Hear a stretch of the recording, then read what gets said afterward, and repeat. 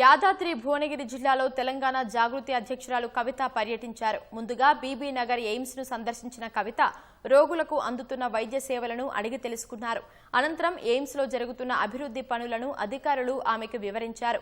Contract నిర్లక్ష్యం వల్ల ఆసుపత్రి నిర్మాణం పూర్తి కాలేదన్న కవిత మంత్రులు చొరవ తీసుకుని పనులు త్వరగా పూర్తయ్యేలా చర్యలు తీసుకోవాలని కోరారు.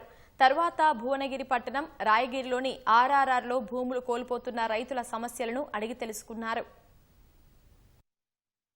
2016లో ఎయిమ్స్ ప్రారంభమైతే ఇన్ని సంవత్సరాలకు కూడా కనీసం ఎమర్జెన్సీ మెడిసిన్ దొరకనటువంటి పరిస్థితి ఉన్నది. ఇక్కడ RRR కి సంబంధించి ఈ రాయగిరి గ్రామంలో మరి ఇప్పటికే 7-8 దఫాలుగా రకరకాల ప్రాజెక్టుల కోసం ల్యాండ్ ఇచ్చి ఉన్నారు. ఇక త్యాగం చేస్తున్నారు కదా అని చెప్పి ప్రతి సందర్భంలో రాయగిరి ప్రజల్ని బలి చేయడం అన్నది కరెక్ట్ కాదు. మరి ఇప్పుడు అధికారంలో ఉన్నటువంటి కాంగ్రెస్ పార్టీ కూడా ప్రియాంక గాంధీ గారిని కూడా తీసుకొచ్చి మేము RRR అలైన్మెంట్ మార్పిస్తామని చెప్పినటువంటి సందర్భం ఉన్నది. నేను ఇవాళ డిమాండ్ చేస్తున్న కాంగ్రెస్ ప్రభుత్వాన్ని, కోమటిరెడ్డి వెంకటరెడ్డి గారిని, మీ జిల్లాలో మీరు కూడా స్వయంగా కలెక్టరేట్ లో కూర్చొని ఒక్క గుంట జాగా కూడా పోనీయ మీ రైతులకు అని చెప్పిండ్రు. మరి చేస్తారా లేదా?